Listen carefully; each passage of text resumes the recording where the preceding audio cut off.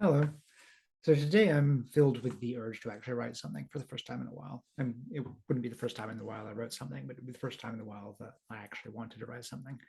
And that's making me sort of go, oh, why am I producing a video? I want to be writing. So I'm going to compromise and I'm going to sort of tell you about the thing that I want to write um, and see as a sort of a way of getting my thoughts in order. And then I'll post a link to the newsletter issue in the comment when it's eventually finished. Um, so I was explaining to my friend Vaughn yesterday the my favorite genre, well, not my favorite genre, one of my favorite genres of trashy fiction, and probably the one I read the most of simply because there's so much of it, which is LitRPG. Um, and LitRPG is basically fiction in which there is an explicit game mechanic. So you've got the old books in which are set in like Dungeons and Dragons, the Dragon worlds, like the Dragonlance books and so on. And that's not lit RPG because um, the characters in it are not aware that they are playing Dungeons and Dragons. Basically, like they're just normal fantasy novels set in a setting that happens to be designed for Dungeons and Dragons. The distinguishing feature of lit RPG is that characters have levels and experience points, and they are aware of this, and it's an explicit part of the plot of the novel. Um, and sometimes it's just the protagonist who has this. Sometimes it's everyone, um, but that's what makes up lit RPG. And um, often lit RPG is also isekai, which means basically portal fantasy. It's someone from our world is transported into the fantasy world. Again, sometimes they're the only ones who see it as a game layer. With a game layer, sometimes everyone does.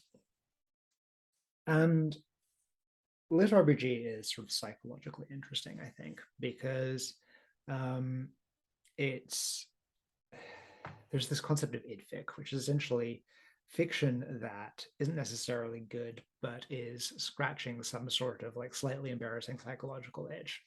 And I think lit RPG is very much a form of idfic. It's there is a core fantasy here, and it's really cool, really like nakedly clear what the core fantasy is, which is that wouldn't it be so relaxing if life were simple and you could just make a number go up?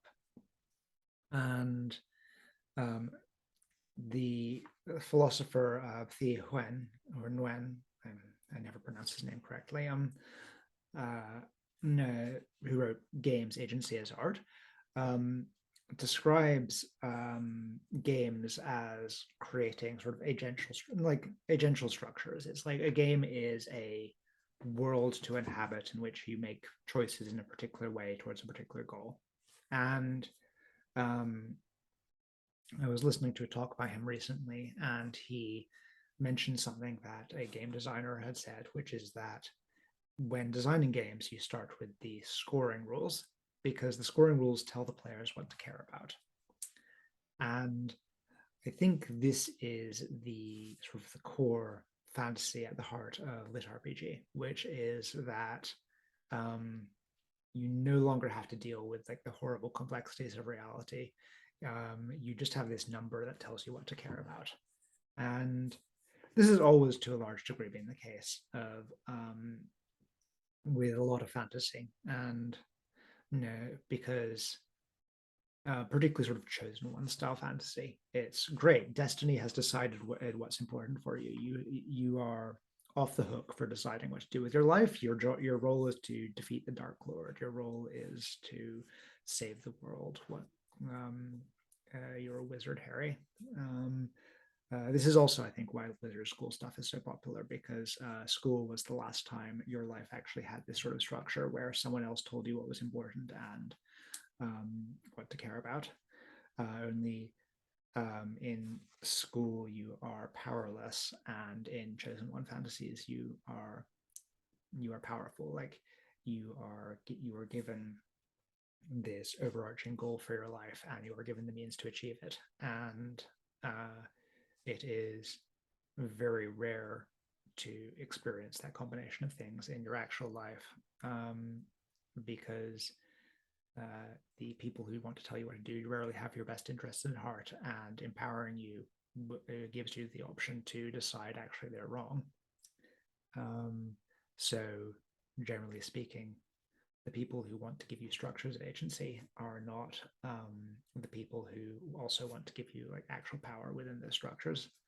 And I think LitRPG and many other things like it are essentially going, God, but wouldn't it be relaxing if they did? That's all for today. See you in the next video.